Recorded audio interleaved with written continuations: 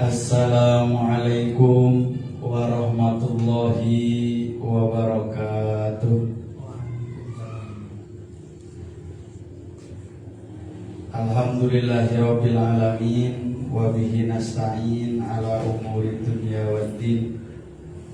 Wassalatu wassalamu ala asyrafil anbiya'i wal mursalin sayyidina wa maulana Muhammadin wa ala alihi wa sahbihi ajmain.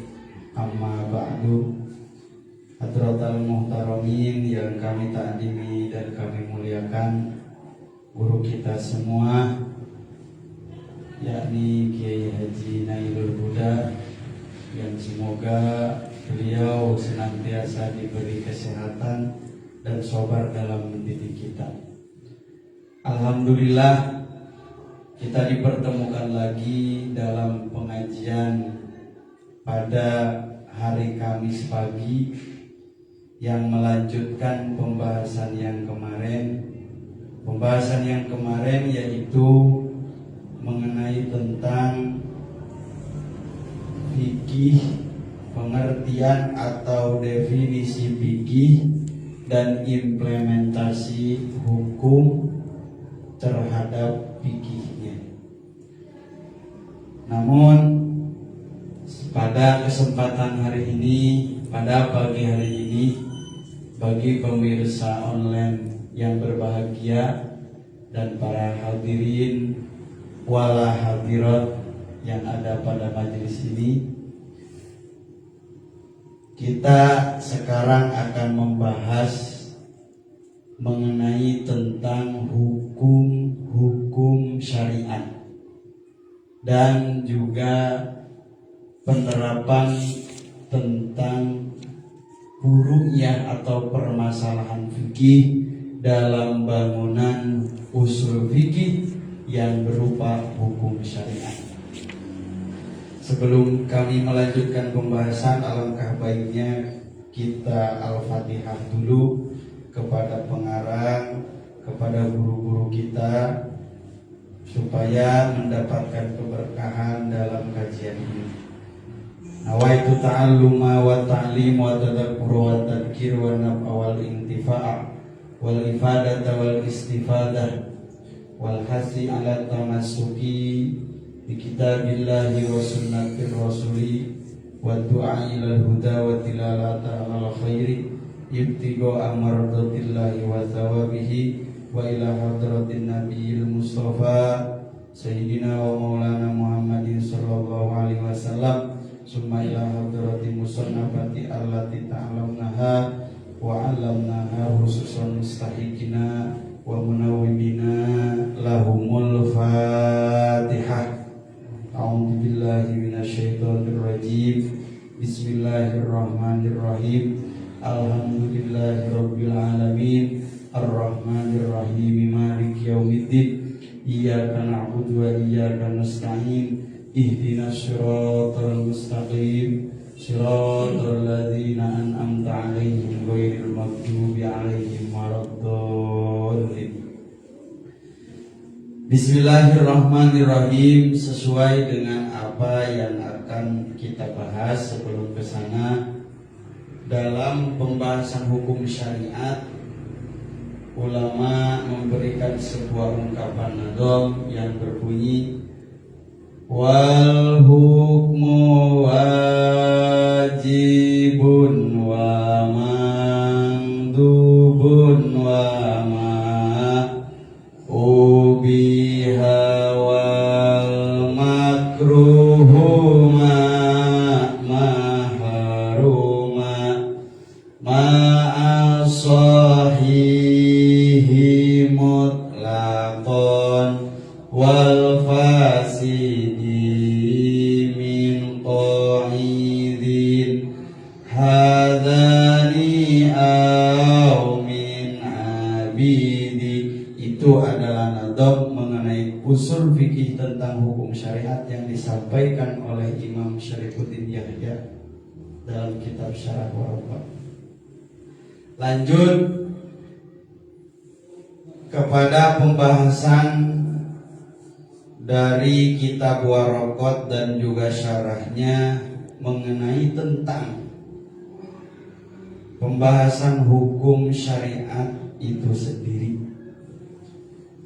Musannif menyebutkan secara tegas dalam pembahasan usul fikih mengenai tentang hukum syariat dengan lafaz yang berbunyi wal ahkamu al muradatu fima dzukira sab'atun. Hukum-hukum ini sebenarnya mengekor pada pembahasan sebelumnya mengenai tentang definisi usul fikih itu sendiri, yakni adalah mengenai tentang fikih al-ahkam asy-syar'iyyah. Maka dilanjut oleh musannif bahwa hukum-hukum yang akan disampaikan jumlahnya ada 7 itu persis atau sama dalam definisi fikih yang ucapannya adalah al-ahkam asy-syar'iyyah. Maka secara kesimpulan hukum-hukum yang akan disebutkan 7 itu adalah hukum mengenai syariat atau hukum-hukum syariat. Wa qad arafta nuqtatat takbir bidhahir anifan wa'lam. Ketahuilah bahwa hukum-hukum syariat yang diberatkan oleh Allah Subhanahu wa taala kepada hamba-Nya ini tidak semata-mata pemberatan itu kepada makhluk atau merata kepada makhluk Allah yang ada di dunia. Namun objek daripada hukum-hukum syariat yang diberatkan oleh Allah ini adalah seorang mukallaf, atau bisa diartikan orang yang akil dan juga orang yang baligh. Maka secara kesimpulan adanya pemberatan hukum syariat itu berarti bisa terrealisasi atau bisa diberatkan kepada seorang yang sudah mensifati atau yang sudah mempunyai sifat yang tadi, yaitu orang yang berakal juga orang yang baligh. Maka dari bangunan permasalahan ini, dari pemahaman yang kita ambil dalam pembahasan ini, berarti orang yang gila dan juga anak kecil itu tidak terkena pembebanan hukum-hukum syariat. Karena apa? Karena sudah di luar syarat kriteria, sudah di luar kriteria orang yang menerima pembebanan itu. Satu. Yang kedua, ketika kita secara mendalam atau secara lebar membahas tentang hukum syariat, ada pertanyaan lagi. Ada berapa sih pembebanan yang diberatkan oleh Allah Subhanahu wa taala kepada orang yang mukallaf itu? Oh, ulama atau musannif Waraqat menjawab bahwa hukum syariat itu terbagi menjadi 7. 1 wajib, yang kedua sunnah, yang ketiga mubah, yang keempat haram, yang kelima makruh, yang keenam sah, yang ketujuh batil. Nah, maka adanya tingkah laku atau perbuatan orang-orang mukallaf di dunia ini, maka tidak akan terlepas dari pembagian hukum syariat yang 7 itu. Maka saya contohkan sebelum mendalami sepersatu persatu dalam pembagian itu. Si Zaid, Allah Subhanahu wa taala memberikan pembebanan kepada orang itu sholat, yang mana dihukumi bahwa sholat itu adalah wajib. Maka secara praktek bahwa si Zaid itu mengerjakan sholat 5 waktu, berarti menunaikan atau imtisalul awamir, mengamalkan, melakukan perintah Allah yang berupa sholat 5 waktu, yang dihukumi melakukannya itu adalah wajib. Atau seperti hanya itu ya, ada mandub, ada mubah, ada mahdur. Contoh yang sunnah berarti sholat rawatib, baik itu qobliyah ataupun ba'diyah yang sudah ditentukan oleh para ulama. Oh, berarti orang mukallaf yang melakukan hal itu, rawatib tadi, dihukumi orang tersebut melakukan hukum sunnah. Ketika mubah, contohnya apa? Mubah makan. Berarti ketika orang melakukan makan, bisa disifati orang tersebut dihukumi melakukan mubah, dan seterusnya. Nah, maka secara kesimpulan tadi sudah bisa menjawab, bisa memetakan bahwa hukum ini adalah hukum-hukum syariat dari pembebanan Allah kepada hambanya. Objeknya itu adalah orang yang mukallaf. Lalu pembagiannya itu ada 7. Kesimpulan pertama. Yang kedua, ketika kita mendalami lebih lanjut mengenai tentang hukum syariat, menimbulkan pertanyaan lagi.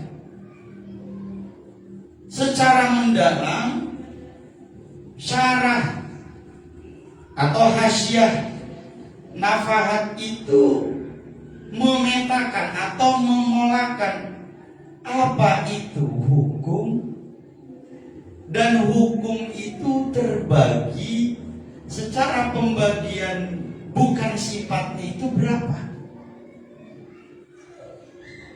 Maka secara tegas bahwa summa'lam annal hukma inda ulama il usuli yutlaku ala khitabullahi ta'ala, ala khitabillahi ta'ala al-muta'allaqi bi af'alil mukallafin min haitsu innahu mukallaf. Pertama, beliau membahas dulu mengenai tentang definisi hukum. Hukum itu apa? Menurut ulama usul fikih, hukum itu adalah titah Allah Subhanahu wa ta'ala yang mana dihubungkan atau berhubungan titahnya itu dengan pekerjaan orang mukallaf. Dalam sudut pandang hubungannya itu karena orang tersebut adalah mukallaf. Seperti itu. Oh, berarti definisi ini dengan keterangan tadi yang disampaikan di awal itu sangat nyambung sekali. Karena apa? Adanya hubungan titah Allah Subhanahu wa ta'ala itu pas dengan yang diterangkan di awal tadi berupa objek, yaitu seorang mukallaf. Pertama, berarti titah Allah yang tadi itu. Kedua, itu berupa apa saja? Diterangkan lagi mengenai tentang titah Allah Subhanahu wa ta'ala yang berhubungan dengan pekerjaan orang mukallaf ini, ulama usul membagi. Ada kalanya hukum atau titahnya Allah Subhanahu wa ta'ala itu berupa taklifi, ada juga berupa wad'i. Apa itu taklifi? Apa itu wad'i? Dan bagaimana korelasinya dengan pekerjaan orang mukallaf? Pertama, yang namanya taklifi itu adalah wa huwa muta'allaqun bi af'alil mukallafi bil iktidai wa tahyir, yaitu hukum Allah atau titah Allah yang berhubungan dengan pekerjaan orang-orang mukallaf, baik dalam sudut pandang tuntutan ataupun pilihan. Maka dalam bahasa iktidha awit tahyir ini, ulama membagi hukum taklifi itu ada 5. 1, kami akan mengkritisi dulu dalam bahasa bil iktidha itu. Iktidha itu adalah sebuah tuntutan yang pasti ketika orang itu dituntut, ada yang dituntut harus mengerjakan, ada yang dituntut harus meninggalkan. Contoh, harus mengerjakan orang yang sudah mencapai taraf dia itu kaya, dia itu umur sudah pas, maka dituntut untuk mengerjakan nikah. Tapi kalau saya sendiri, berarti nisbat kepada saya sendiri masalah tadi itu tuntutan untuk meninggalkan nikah. Nah itu, berarti tuntutan iktidha atau tuntutan itu ada tuntutan yang harus dikerjakan dan juga tuntutan harus ditinggalkan. Maka dalam pemetaan ini, fa in kana al-iktidau iktidau fi'lin zaziman fa'ijabun, maka ketika tuntutannya itu tuntutan melakukan perkara dan juga mantap, maka dinamakan hukum wajib. Oh, berarti bisa diketahui dari pembahasan awal tadi, yang namanya wajib itu adalah sebuah tuntutan yang mana tuntutannya itu suruh mengerjakan dan juga mantap, maka namanya wajib. Yang kedua, ada tuntutan untuk mengerjakan tapi sifatnya itu tidak tegas, maka namanya sunnah. Saya contohkan secara sederhana. Contoh, tuntutan yang tegas yang sifatnya wajib itu, kamu harus beli kopi. Berarti itu ada keharusan kita untuk membeli kopi. Berarti perkataan tadi itu adalah tuntutan yang sifatnya wajib untuk dilakukan karena kuat. Yang kedua, jika kamu berkehendak maka tolonglah aku belikan kopi. Oh, berarti itu namanya tuntutan pekerjaan yang sifatnya sunnah. Pertama, itu tuntutan yang sifatnya harus melakukan. Au iktidha atarkin zaziman fatahrimun au ghairi jazimin binahin mahsusin fakarohatun au ghairi mahsusin kan nahyi antarkil mandubat al mustafad min awamiriha fa khilaful aula. Kedua, ada tuntutan supaya kita itu untuk meninggalkan perkara tersebut. Maka ulama ini membagi lagi. Ketika tuntutan untuk meninggalkannya itu sifatnya mantap, dalam arti tidak bisa ditolak, maka namanya haram. Contoh ulama menghukumi zina itu haram. Oh, berarti tuntutan dalil yang ada di dalam permasalahan zina itu mantap, tidak bisa ditolak. Kalau istilah zaman sekarang itu no debat. Gitu. No debat. Kedua, adanya tuntutan itu untuk meninggalkan suatu perkara tapi tidak tegas. Nah, ini dibagi lagi. Ketika larangannya itu yang tidak mantap itu khusus, maka namanya makruh. Contoh, kamu ini nih, ada larangan mengerjakan sholat ba'diyah pada waktu setelah asar. Ini larangan, tapi tidak mantap, karena kita juga bisa tidak secara mutlak hal tersebut itu harus ditinggalkan. Tapi kita juga bisa melakukan sholat pada waktu itu, namun bukan sifatnya sunnah, tapi misal qadha dan lain sebagainya, maka bisa. Nah, ini yang sifatnya khususnya apa? Larangan mengerjakan sholat setelah asar. Nah, ini berarti hukumnya bisa dikatakan makruh. Ini teman kami ditinggal dulu pemirsa karena ada hajat. Ntar kayaknya kesini lagi. Yang kedua,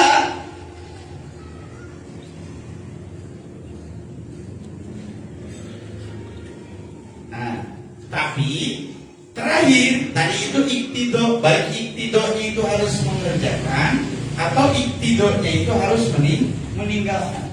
Namun yang kedua, dalam pembahasan di atas itu tentang taklifi adalah bil iktido wa tahyid. Nah, saya ulangi lagi. Taklifi itu adalah wa huwa muta'alliqun bi amalil mukallafin bil iktido wa tahyid. Nah, tadi iktido sudah diterangkan ada apa? Sekarang itu adalah tahyid. Berarti orang tersebut mau mengerjakan itu, mau mengerjakan ini, tidak ada konsekuensi yang kita dapat. Contohnya apa? Makan, minum, apalagi? Mandi, apalagi? Bingung ya kamu ya. Makan, minum, mandi dan lain sebagainya. Nah itu. Maka mau mandi ataupun kita mau tidak, tapi tidak itu jangan. Mau makan ataupun tidak, itu hukumnya ya tidak akan, konsekuensinya tidak akan berpengaruh sama sekali. Itu berarti hukum itu secara kesimpulan ini, hukum itu terbagi menjadi dua. Satu taklifi. Taklifi itu ada 5. Ada taklifi atau hubungan dengan orang mukallafnya itu yang wajib, ada yang sunnah, ada yang haram, ada yang makruh, ada yang mubah. Yang kedua, wa wad'iyun wa huwa al-khitab bi qawli syai'i sababan wa syaratan wa mani'an wa sahihan wa fasidan. Yang namanya khitab wad'i berarti pembagian daripada hukum yang kedua adalah wad'i, yaitu apa? Adanya titah Allah Subhanahu wa ta'ala yang menjadikan suatu hal tersebut itu sebuah sebab, sebuah syarat, sebuah mane, sebuah keabsahan dan sebuah ketidakabsahan. Jika kita membahas mengenai tentang hal ini, maka kita itu dihadapkan dengan permasalahan yang lebih mendalam lagi. Mengenai tentang ada sebuah keterangan bahwa cara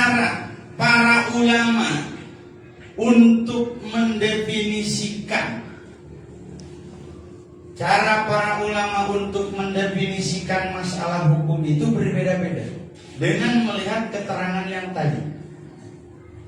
Ada ulama, tapi kalau menurut ulama nafahat itu pendefinisian ini berarti mengcover atau mencakup dua permasalahan, satu hukum taklifi, dua hukum wad'i.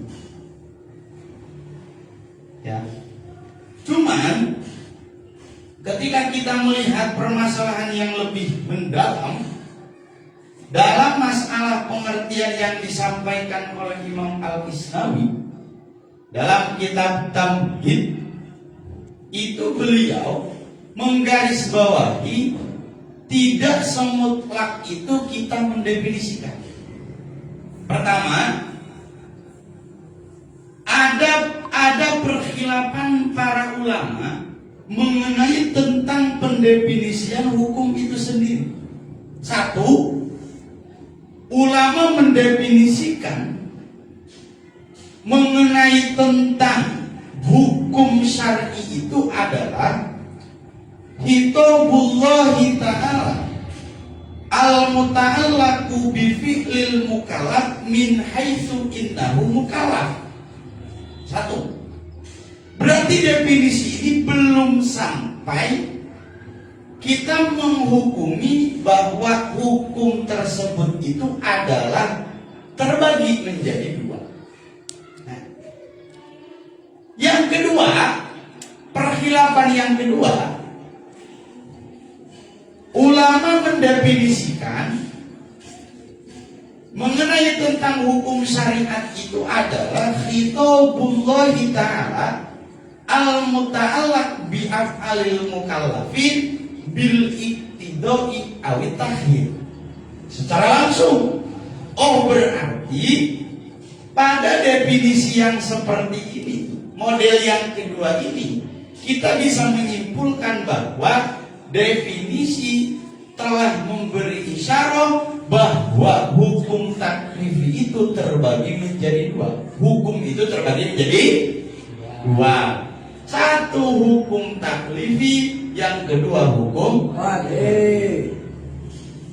Sebagaimana hukum taklifi, kesalkan kita. Wal hukmu wajibun wa madhubun wa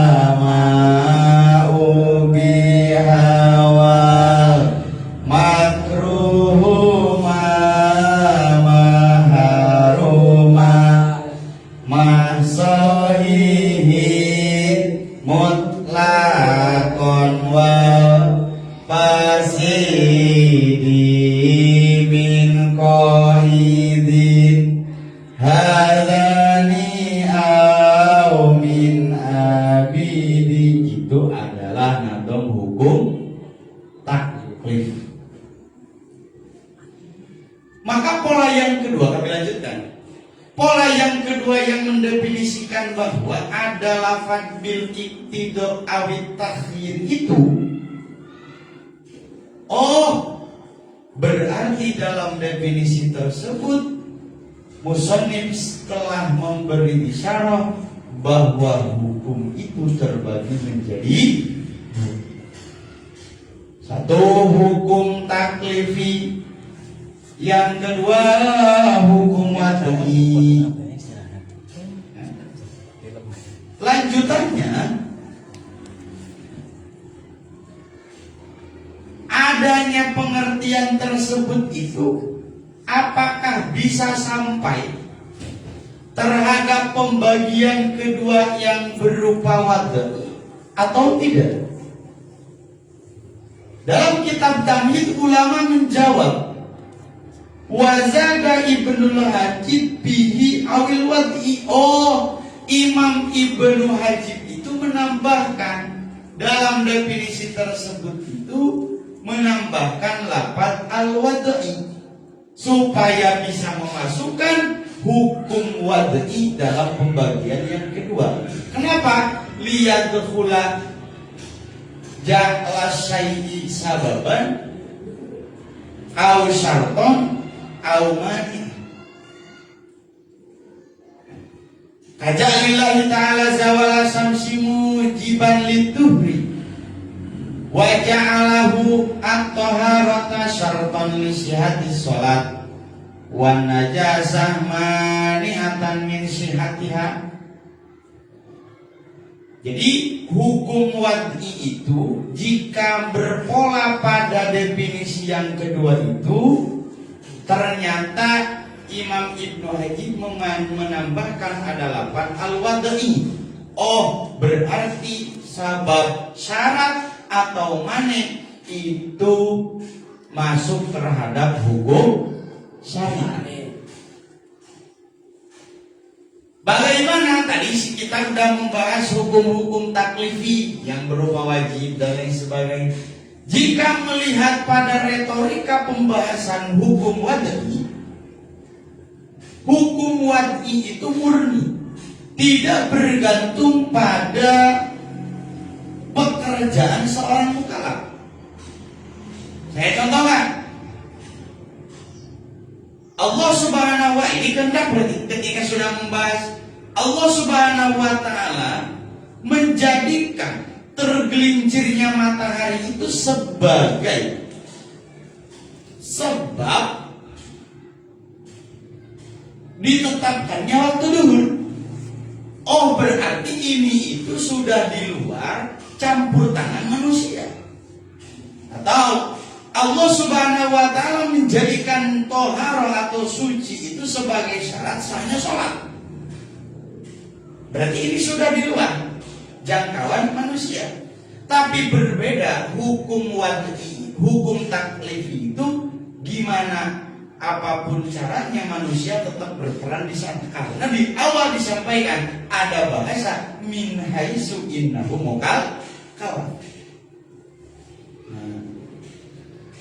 Fainal ja'la al-madkur hukum syar'i li anna innama istafadnahu minasyari' wa laisa fihi tolabun wala tahirun li annahu laisa min af'alina hatta yatlaba minna aw natakhayyara fihi.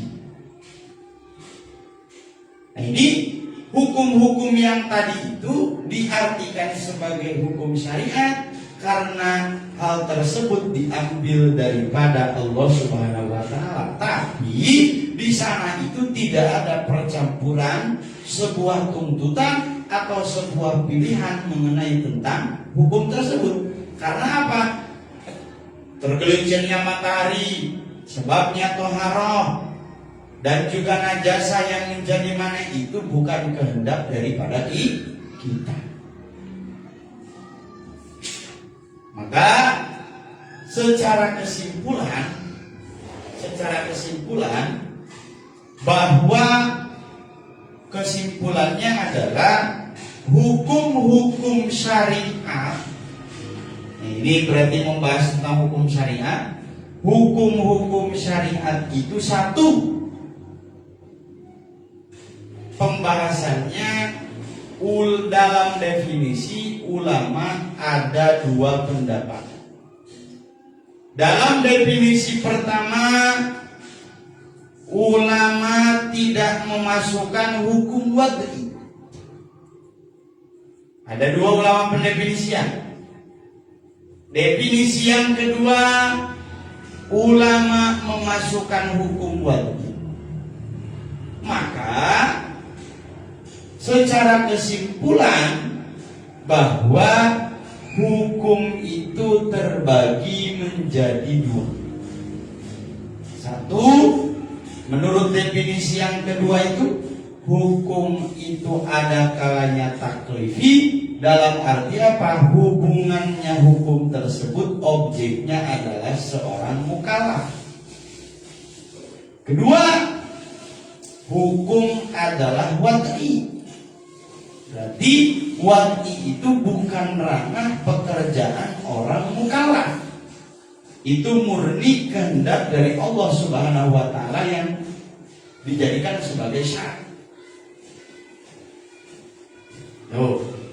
Kesimpulan kedua, hukum itu jika kita menelaah pada definisi yang kedua ini, hukum itu terbagi menjadi 9. Hukum taklifi ada 5. 1 wajib, 2 mandub, 3 mubah, 4 makruh, 5 haram. Sebagaimana nadom wal hukmu wajibun wa mandubun wa ma ubiha wal makruh ma haram. Itu hukum taklif 5. Ditambahin lagi 4. Pembagian hukum wad'i, 1 sahih, 2 fasid atau batil, 3 maneh, 4 syarat. Nah, berarti kesimpulannya hukum syariat itu ada 9. Mungkin kedua kesimpulan tadi itu kami serahkan kepada para mustami'in. Kalau yang online monggo bisa dipertanyakan. Pertanyaannya ada di kolom komentar, bisa kami jawab di kemudian hari. Monggo kami persilakan kepada hadirin pada kesempatan ini untuk bertanya.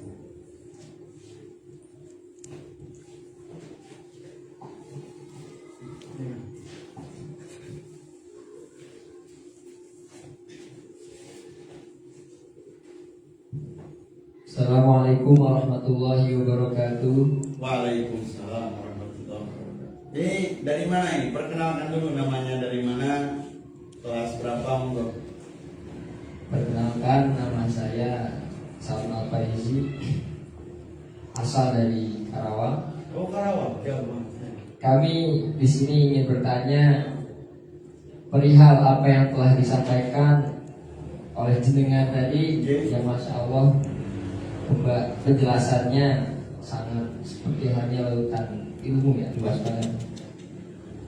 Yang ingin kami tanyakan di sini, dari penjelasan yang dari tadi awal sampai detik ini, mungkin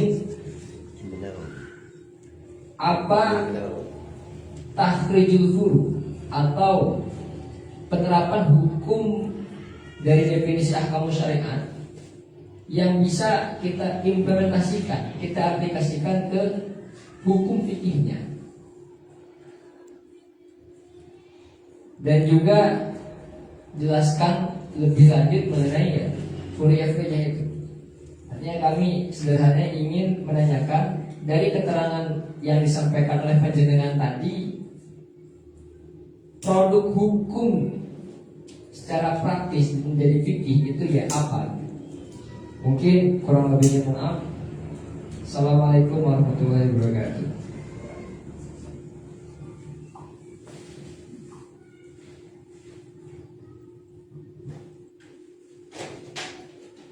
Ada satu pertanyaan yang sangat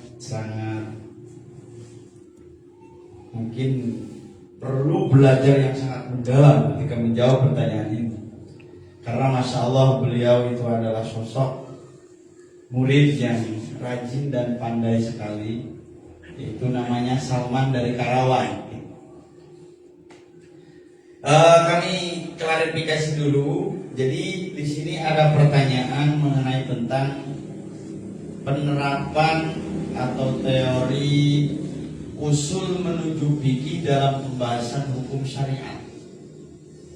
Tadi kan hukum syariat telah dijabarkan. Lalu apa penerapannya terhadap produk fikih yang disampaikan pada para ulama mengenai bangunan permasalahan ini? Seperti itu ya. Jika kita melihat dalam definisi itu ada bahasa al-muta'allaq bi fi'lil mukallaf. Al-muta'allaq bi fi'lil mukallaf itu, ini ketika kita membahas lebih dalam sangat serius sekali. Berarti ketika diartikan secara lafaz, hukum itu berhubungan dengan pekerjaan seseorang yang akil, seseorang yang mempunyai akal, dan juga orang yang balik. Oh, berarti bisa dikatakan seperti ini.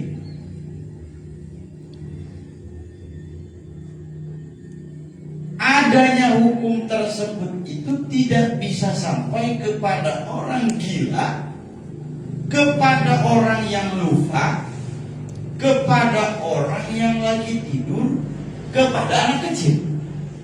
Misal, ada pembebanan dari Allah Subhanahu wa Ta'ala mengenai sholat 5 waktu itu wajib dengan dalil aqimus sholat. Maka dari produk usul fikih seperti ini, lapan aqimus sholat, ulama menyimpulkan bahwa hukum sholat itu wajib. Nah, kewajiban ini itu hanya bisa sampai kepada orang mukallaf, orang yang balik, orang yang berakal. Kita balik pemahamannya. Oh, berarti pembebanan sholat 5 waktu itu tidak bisa sampai kepada orang gila, kepada orang tidur, kepada orang yang lupa. Karena apa?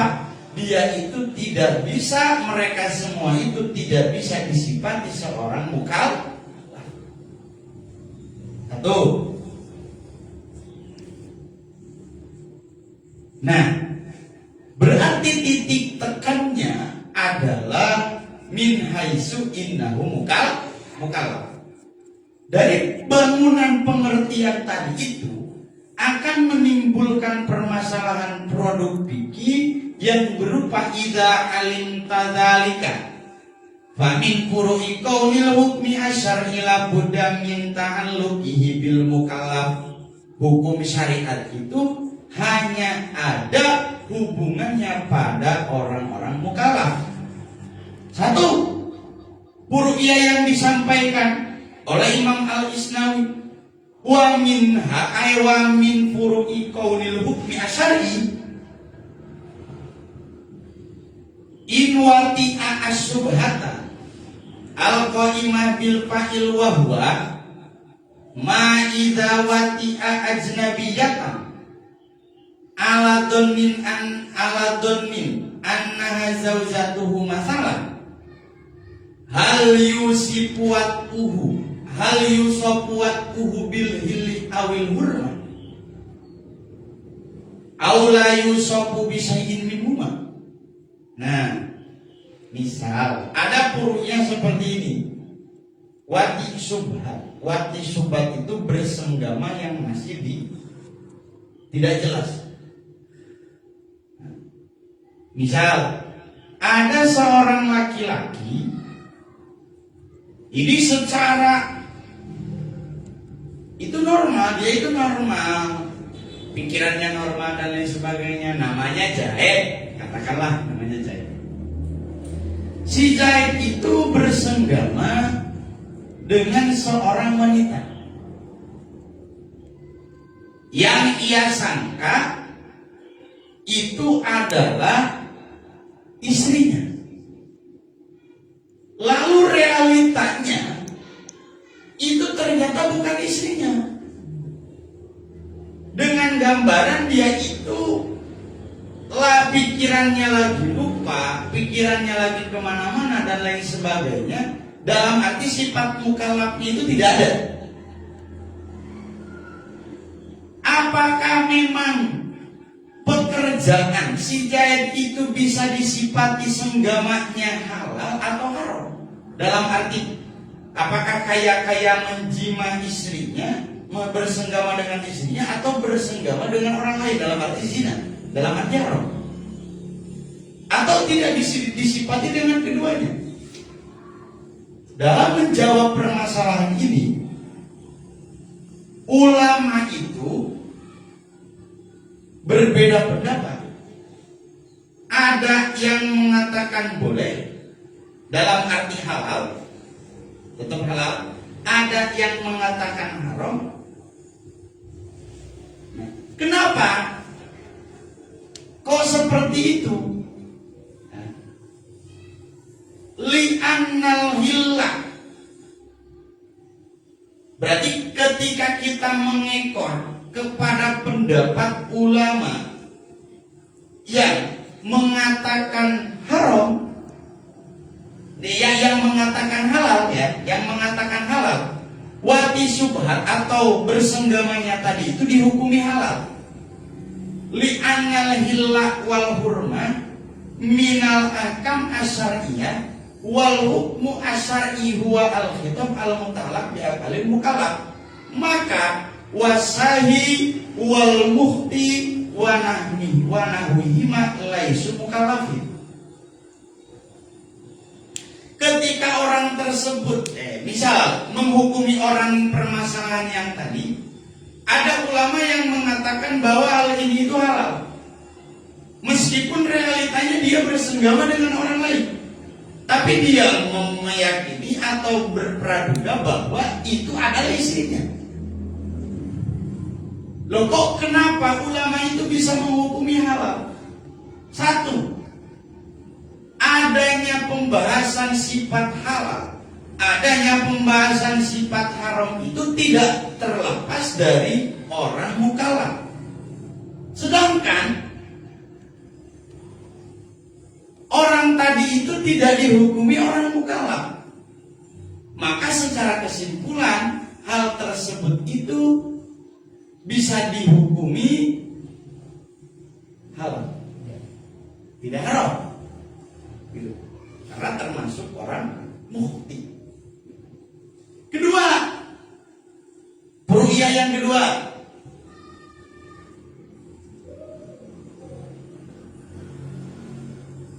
misal ada pertanyaan gini, ya, dari bangunan itu, apakah sholatnya anak kecil itu bisa sah atau tidak?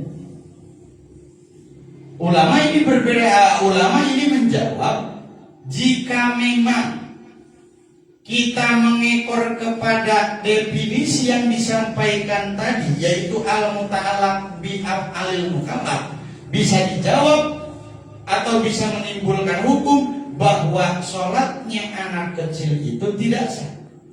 Kenapa? Karena anak kecil itu tidak bisa dihukumi mukallaf. Namun ketika bahasanya itu diartikan sebagai bukan mukallaf, lebih umum lagi, wa man atlaqu alaihi at-tahrim awil ibahah lam yuqayyad at-ta'alluq bil mukallafin bal bil ibad liyadkhula bihi aidon sihata sholati subi wa ghairiha minal ibadah. Jika redaksi yang disampaikan oleh para ulama definisi hukum syariat itu al-muta'allaq bi af'alil ibad, maka secara kesimpulan sholatnya anak kecil itu dihukumi sah. Gimana? Bisa dipahami ya? Satu, berarti ada wati syubhat. Yang kedua, ada permasalahan sobi, sholat sobi. Mungkin sekian dari kami, kurang lebihnya mohon maaf. Jika ada keterangan dari awal sampai akhir salah, itu murni dari kebodohan kami, dan memang kebenarannya semata-mata hanya anugerah dari Allah Subhanahu wa taala. Wal afu minkum wallahu a'lam bishawab. Ihdinas siratal mustaqim. Wassalamualaikum warahmatullahi wabarakatuh.